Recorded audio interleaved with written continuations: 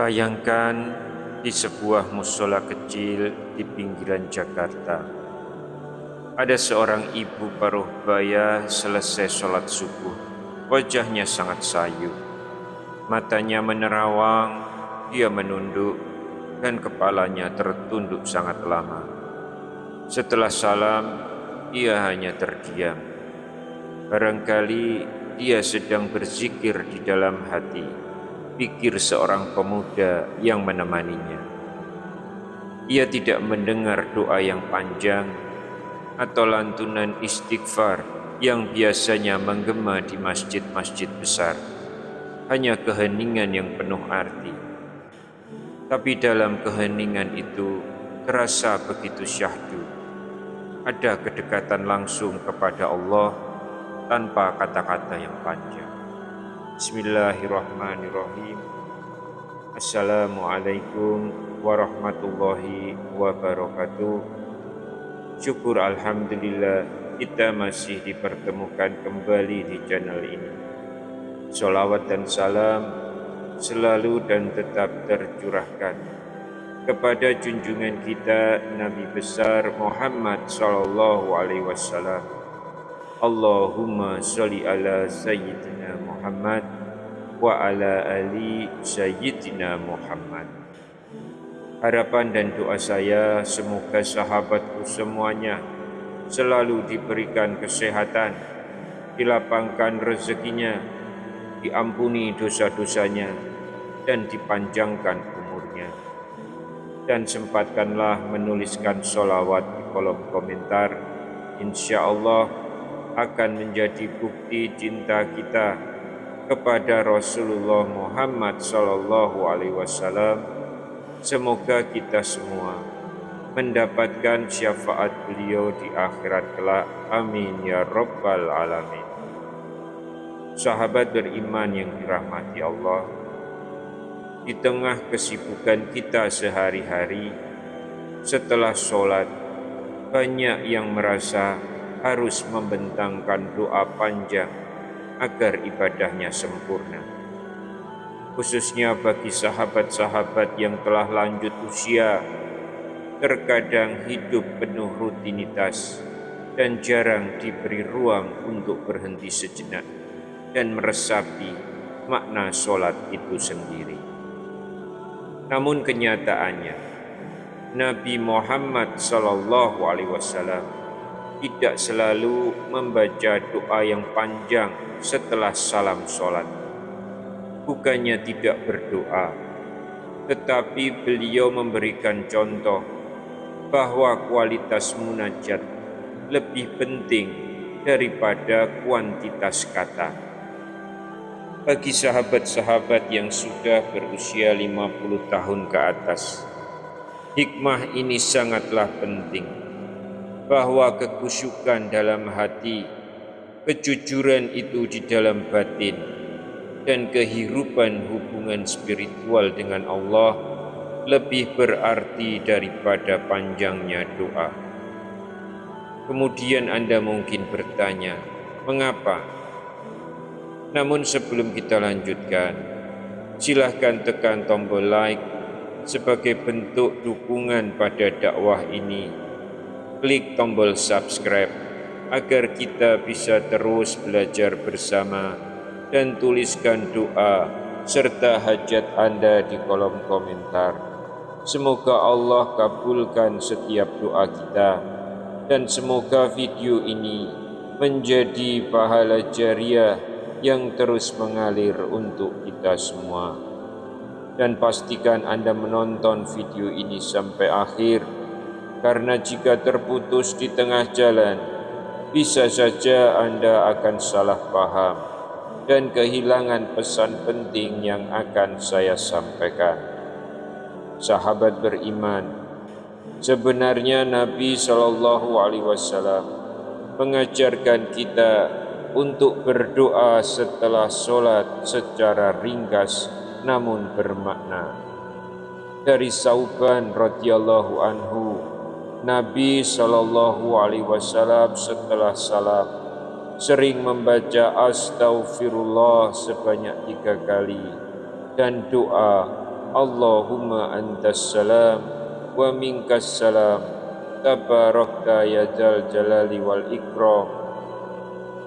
Imam Al-Auzi, perawi hadis tersebut, menegaskan, lafal yang beliau ulang adalah astaghfirullah, bukan versi yang panjang atau tambahan sifat Allah seperti Al-Azim.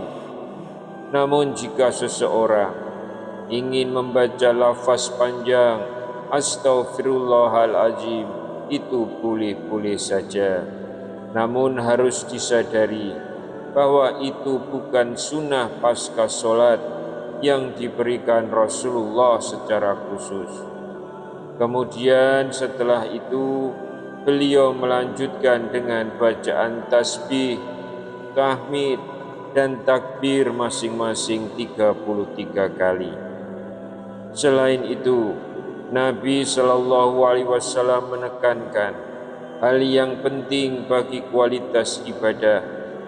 Dari Mu'adz bin Jabal, Nabi Shallallahu Alaihi Wasallam bersabda, Allahumma a'inni ala zikrika wa syukrika wa husni ibadatik. Ya Allah, tolong aku untuk selalu ingat kepadamu, bersyukur kepadamu, dan beribadah dengan baik kepadamu.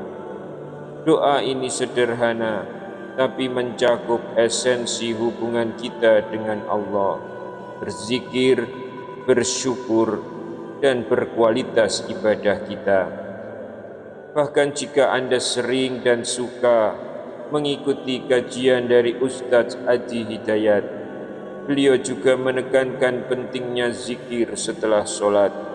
Beliau menjelaskan bahwa setelah salam, Rasulullah tidak langsung beranjak, melainkan duduk untuk berzikir dan bahkan membaca istighfar setidaknya 5 kali.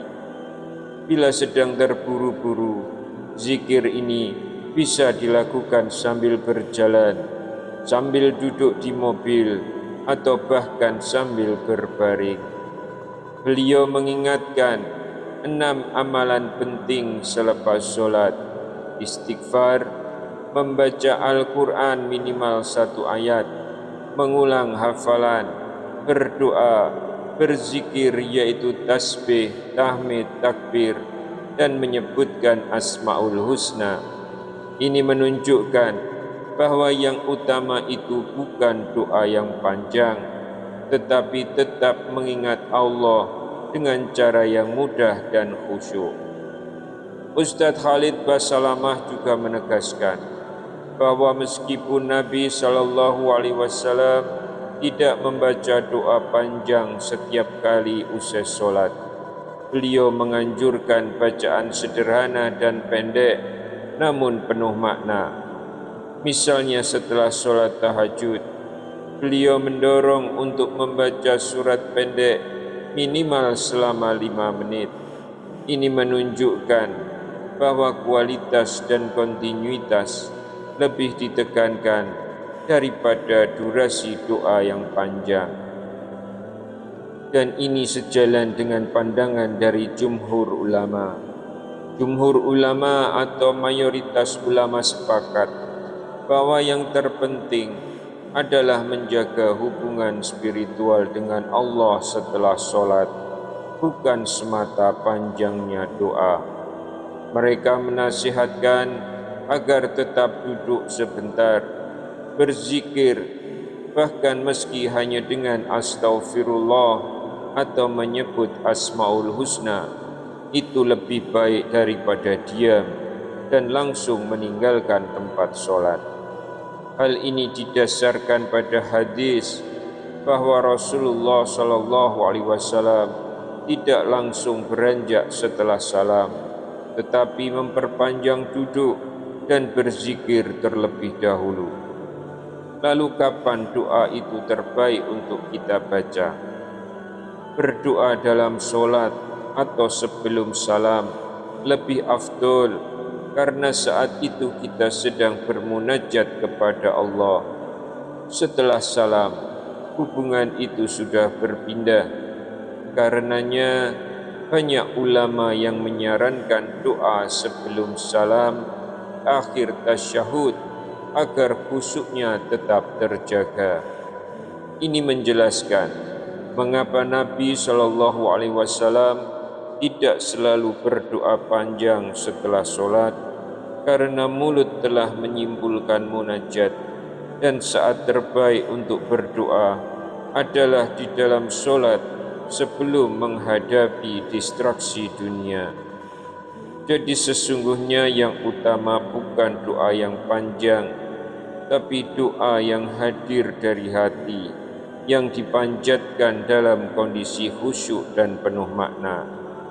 Saudaraku yang beriman, Nabi Muhammad SAW memberikan kita teladan bahwa hubungan dengan Allah bukan soal panjangnya doa, tapi seberapa tulus dan khusyuk kita dalam berdoa. Jadilah orang yang memilih pendek tapi dalam, bukan panjang tanpa substansi. Semoga kita tidak terjebak pada panjangnya doa, tetapi justru tergerak untuk membangun kualitas hubungan dengan Allah lewat zikir yang sederhana namun mendalam. Jadilah orang yang memilih doa pendek penuh makna daripada doa panjang tanpa rasa. Bagikan video ini kepada keluarga dan sahabat kita, supaya semakin banyak yang memahami betapa pentingnya kualitas zikir dalam hidup kita. Semoga kita senantiasa diberi taufik untuk bermunajat dengan hati, bukan sekedar dengan mulut. Amin ya rabbal alamin. Allahu a'lam bishawab. Wassalamualaikum warahmatullahi wabarakatuh.